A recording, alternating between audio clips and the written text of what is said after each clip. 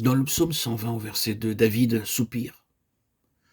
Délivre mon âme des lèvres mensongères. Des lèvres mensongères et une langue trompeuse sont à la source de nombreuses souffrances, qu'il s'agisse de nous-mêmes ou d'autres personnes. Lorsque nous avons menti, nous perdons notre paix et causons du préjudice à autrui. Lorsque d'autres profèrent des mensonges à notre sujet, il en résulte de la souffrance pour nous. Ainsi donc, les mensonges, quels qu'ils soient, rendent malheureux et nous constatons que seul le Dieu vivant, le Dieu d'amour, peut nous préserver, nous sauver des agressions, de la langue mensongère. Nous lisons au verset 3 du psaume 120. Que te sera-t-il fait, langue trompeuse?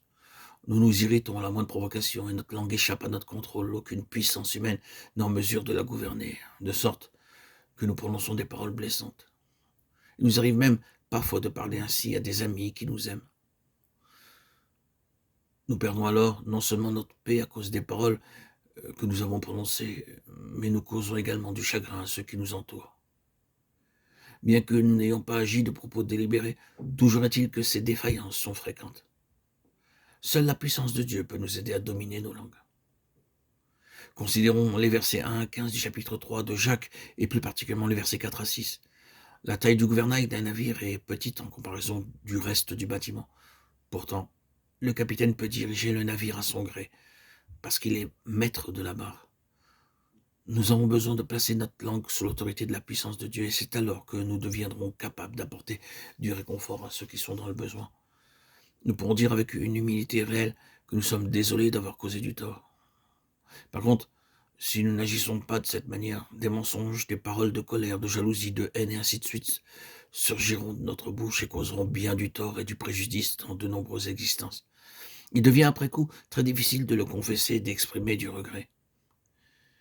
Il arrive fréquemment que nous soyons amenés à passer des nuits entières pour apaiser des conflits, même après que les deux parties sont entièrement convaincues qu'elles avaient tort.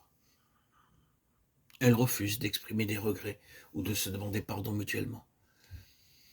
Elles reconnaîtront volontiers leur part dans le malentendu, mais quant à dire « je regrette », ceci leur semble une impossibilité. C'est pourquoi le psalmiste reconnaît dans le psaume 121 qu'il invoqua Dieu dans sa détresse. Il rappelle comment sa propre langue et celle des autres avaient prononcé des paroles d'orgueil, de haine et de colère. Il avait essayé, mais en vain, de les réprimer, et c'est alors qu'il invoqua Dieu. Nous avons fait la même expérience, et dans notre condition misérable, nous avons crié vers l'Éternel, qui nous a délivrés. Ceci est le premier degré de notre marche vers notre grand salut.